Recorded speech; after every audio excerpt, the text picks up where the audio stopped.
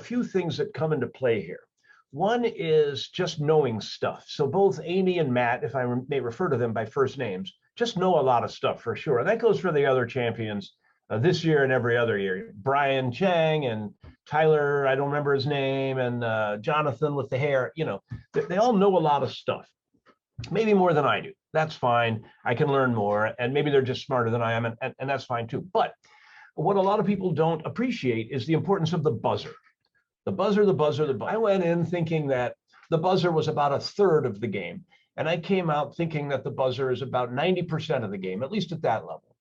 Because I think at that level, between Amy and Matt and Brian and Jonathan and so on, and I would like to include myself in there as well, although maybe not, between in a group of those people, almost all of them know almost all the answers. And there are some hard questions that nobody gets. There are some questions that people get wrong, but 80, 85, 90% of the questions, everybody knows the answer. And the dollar value then goes to the person who buzzes in first. When you talk about preparing for the game, you can prepare for the knowledge in a fairly straightforward way. One thing you may not know is that there is a web page dedicated to archiving old Jeopardy questions. It goes all the way back to Alex Trebek's season 1. So there are over 400,000 questions and answers, or answers and questions if you prefer the Jeopardy style. So preparation is about trying to figure out what the Jeopardy writers think you need to know, and then trying to learn those things. One thing that Jeopardy rewards knowing about things rather than knowing things. As an example, when I was preparing, I made, because I'm an old guy, I made 3x5 index cards, right? And you write stuff on the card, and on the back it says provinces of Canada, and on the front it lists the provinces of Canada. But an example is the novels of Toni Morrison. I wrote down the names of all the novels of the great American writer, Toni Morrison, but I haven't read any of her novels. I just know their names. And in the same way, you know, I know that Kendrick Lamar won the Pulitzer Prize for his music, but I haven't really listened to any Kendrick Lamar.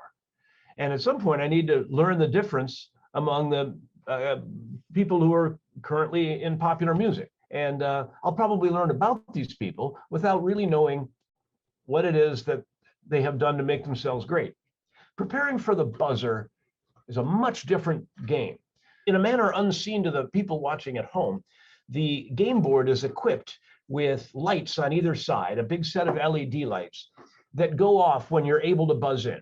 This is to keep you from speaking over the host. So you have to wait until the host is finished and the lights come on before you can buzz in. The lights are operated by a human being. So you have to sort of get the feeling for what that person is waiting for. And so there are people who are really good at Jeopardy who say, the lights, the lights, the lights, you stare at those lights, look right at them and wait till it goes. And there's a whole different school of thought among other people who are very good at Jeopardy who say, don't even worry about the lights. You just listen for the host. And when she's done reading, you wait just a little bit, maybe one syllable. You try to get her cadence. In my case, it's her because my hostess was my embryonic. Get her cadence. And when she's done, you wait one more syllable and then buzz in. So these are two different ways of trying to get at this, but neither one is a thing that you can practice at home because you can't see the lights and you can't tell when the lights were turned on. And if you buzz in too early, you get locked out for about a quarter of a second, which is more than enough for an Amy or a Matt to buzz in ahead of you. So the buzzer is critical. Training for it is hard, but the buzzer is something to fear. And I'm an old guy. It's reasonable that my reaction time will just be slower. So I'm going to have to make up for it with cunning. I've already scoped out a plan to fake a number of injuries because I figure Matt and Amy and Brian, those are nice people. If they see an old guy suffering, they'll stop what they're doing and go take care of him. And in the meantime, I'll buzz in and answer in the form of a question. That's my new strategy, and I'm sticking to it.